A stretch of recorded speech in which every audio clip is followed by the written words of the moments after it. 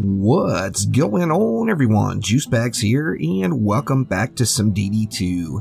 I am back in action and wanted to take a quick moment before I even start this map and give a special thank you to Joe, Douglas, Michael, Fred, Andrew, Sam, Heinrich, Daniel, Conor, Quicksilver, Brandon, Kristian, and Maarten.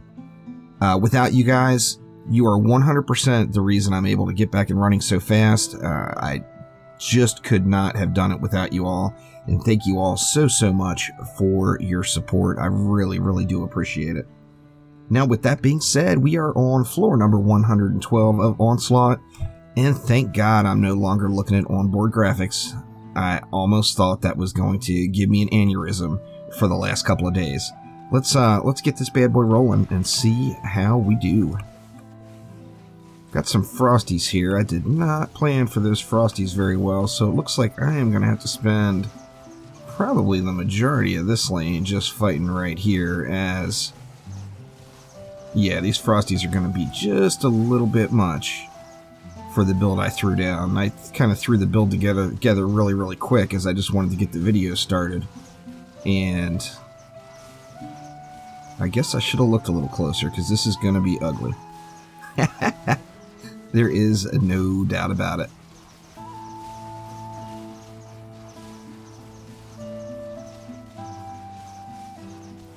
$120 bads left. It looks like we're burning them. The problem is I'm just going to have to stay here the whole match, as this lane will definitely get overrun because I did not build for Frosties.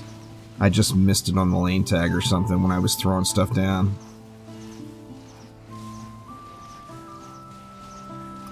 And they're immune to stun too, so the weapon manufacturers aren't doing anything. So yeah, this is definitely going to need some love here. In fact, I may pull a flame aura from somewhere else. Let me pull it from right here. Throw an upgrade, 2 upgrades on that to try to make up for it. I got the flyers here, so I don't want to sacrifice, but I believe just having an additional flame aura here should make a pretty darn big difference for me.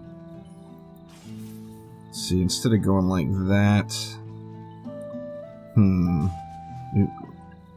wonder why they're so small. There we go. Let's go like that. And like that. And hopefully that will help me out here. I do want to get these guys jacked up. I don't want to really rebuild the whole lane. But this lane is clearly not built properly. We've got the Frost Orcs plus Headstrong on the lane. It is not even remotely built properly, so I am going to have to stay right here for this entire match. There's no doubt about it. I still do, it appears I do have a problem with my motherboard as well. However, it was a motherboard set up with 3 PCIe by 16 slots as I was running an SLI setup prior. Now that I'm not running an SLI setup, I didn't need to have 2 slots dedicated to a GPU. Now, one of those slots is dead, which means I'm definitely going to need a motherboard in the future. However, I am in a position where I can limp through until I can get a new motherboard for sure. I ran a test on the CPU and everything. Everything's looking really good there. It's just that one PCIe slot that's giving me a hard time. And everything else seems to be running really well. So, pretty stoked. And once again, just special thanks to you all, as, you know, without you, I just could not have gotten back up and running quite this quickly. I'm still getting things set up and going through drivers and everything else, so I probably... I don't know, I may end up doing a test stream late tonight over on Twitch. If I do that, it's not going to start until really late. Not positive if that's going to happen, but it would be a good opportunity for me to just test some of my new settings and everything and see how this thing is going to run. Let's go ahead and get Wave 3 going here. Still looking good. Just happened to manually put the hurt on these Frost Orcs particularly. Although the weapon manufacturers are losing the stun, with these mobs being immune to stun, they're still putting out a ton of damage. So It's 2 million plus DPS per node with the setup I have. So they are definitely wrecking it. I'm just losing the benefit of the controller servo that's on them. Plus the mobs themselves, of course, just aren't getting stunned, which...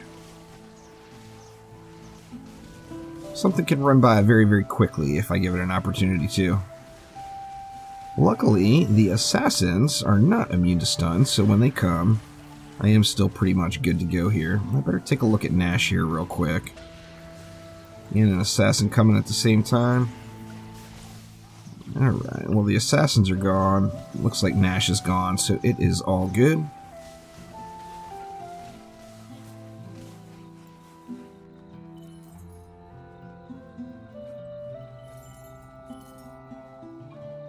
And just the 3 flyers, and should be a good game here.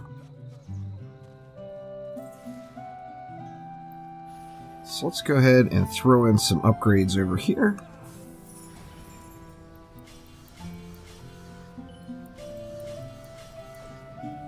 I'm pretty excited to get onto some of these maps. This map has, of course, it has issues depending on which direction you're facing and how well the game renders. So I'm anxious to get onto one of these maps that don't have these issues and just see how smooth everything looks.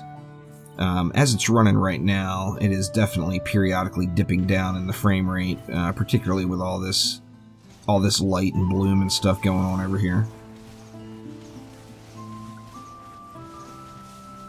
But overall, it's looking fantastic. I don't feel any sort of stuttering or anything along those lines. Like I said, it's not running quite as smooth as some of the other maps do, but that is this map. Seems like this map, Little Horn Valley, and maybe Greystone Plaza have areas that definitely put quite the load on your GPU and wreck your frame rate a little bit.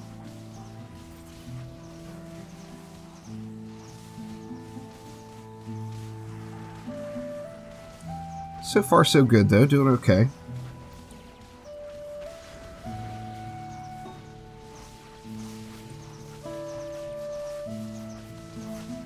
Shieldy Gobs is coming in hot.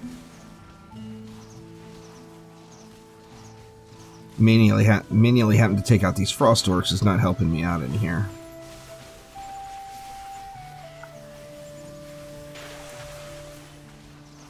There we go. Malthius got burned on his own. And we're looking good.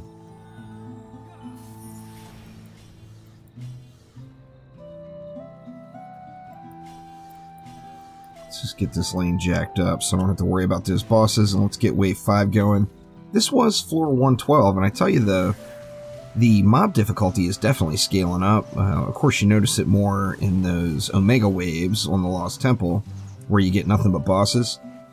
The biggest thing I think I have noticed so far is, you know, although the health scaling of all the mobs is going way, way up, the bosses, you know, Nash here over 200 million. That's more than I think I've ever seen Nash before. But one thing I've noticed for sure is the flyer health. The flyers definitely push in a little bit further than before, and I think it was definitely a good call for me to switch over to Chaos 8 Skyguard Towers, as, you know, the flyers are definitely looking healthy. Now, of course, Poison Dart Towers, you know, are as properly placed and situationally can still be really, really good, so there's definitely don't have to go Chaos 8, but it allows you to keep those flyers on ignore mode. And that's really what I like to do. I hate losing maps to flyers. So I always try to set it up as best I can to ignore those guys. Let's see, Malthius. Oh, Malthius got me, but he's down. Just the one siege roller left, so this should be a good game here.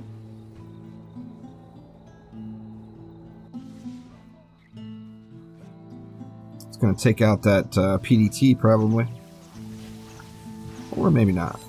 There we go, a little snowball will close the deal, and there we go. That's floor number 112, the Dead Road, and moving on up. So I will be back live with some more Dungeon Defenders 2 tomorrow, and I am indeed looking forward to it. So thank you all so much for watching. Once again, thanks for the help from the Juicy Nation on getting back up and running, and I'm excited to see where I can go for here. So thank you all once again, and I will see you next time around. Take it easy.